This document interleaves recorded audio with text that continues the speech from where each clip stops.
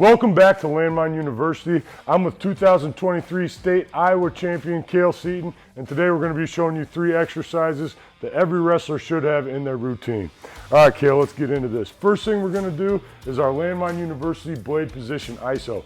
I love this exercise because when you're wrestling, you need that isometric strength. You got to be able to hold your ground. You can see Cale's got that right lat coiled up and his left elbow's forward. The best thing about the Landmine is that Cale can actually drive forward in this ISO position. So you see we've got aggressive shin angles. He's driving forward through the bar. And to make it even more intense, I recommend using a partner, doing a little bit of bar wrestling. So right now I'm trying to twist the bar the opposite direction, trying to fight that rotation. He's got to resist. I can try to pull that bar out, so he's got to keep it jammed back in that landmark. And this whole time he's going to feel that right lat and that right oblique on fire. All right, let's see the other side. You can see now as he switches to the other side, we've got the opposite thing going on here. So now he's got to stretch through that lat, through that oblique. That's allowing him to get tight on the other side. He's still driving forward. And again, if you've got a partner, add that rotational resistance. That's going to light up every muscle in your body, teach you how to hold your ground with that good athletic position and forward intent angles. Awesome, Cale. Put the bar down. Now when we're doing those ISOs, I like to do them at the beginning of the workout with a lot of intent, and usually it's 30 to 60 second holds on each side. The second exercise you should include in your routine for wrestling strength training is a step back press. All right, Cale, let's get into this. Now, this is one of my favorite pressing movements for wrestlers, especially because Cale's gonna have to lower his level.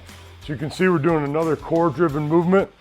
He's gonna start by coiling up to that right side, hitting that landmark, and as he presses, that entire side of his body is gonna get stretched out, and he's gonna feel that working through his core. The other thing I love for this, especially for wrestlers, and you can do the other side, Cale, is the way he has to lower his level. So if we watch Cale's head, he's keeping that forward intent and he's lowering his level. That's something he has to be able to do over and over in every single wrestling match. So it makes sense to layer it into a little bit of your strength training. And the best thing here is we're working those shoulders, working those pressing muscles, and all that core driven movement dropping into a more athletic position every single rep. Generally when we do this, we'll do it for assistance work. We'll do 3 to 4 sets of 5 to 8 reps. And the third and final exercise that every wrestler should be doing with the Landmine is the Landmine University split clean. Let's get into this, Cale. Now what I love most about this exercise is the fact that we're going from a coiled position into a catch. We're lifting weights, but we're driving forward the whole time. This is gonna help Cale when it's time to actually drive forward through somebody and make that rotational switch.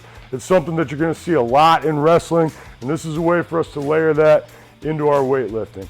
When Cale gets in on a leg and it's time for him to drive across, lift, and run through the guy, this is an exercise that's really gonna transfer. More than that straight up and down, square traditional clean. All right, one more for us. You can see we're working that rotation, we're working with forward intent, and again, we get to lift weights explosively. So I love including those split cleans for every athlete, especially wrestlers. When we do those, we're usually doing 5 to 6 sets of anywhere from 2 to 5 reps on each side, really looking for bar speed, really trying to be explosive. Now, if you want to learn more about the Landmine University system so you can incorporate some of these movements with your athletes, head on over to landmineuniversity.com and find out how you can become a certified coach. Don't forget to like and subscribe, and I'll see you next time at Landmine University.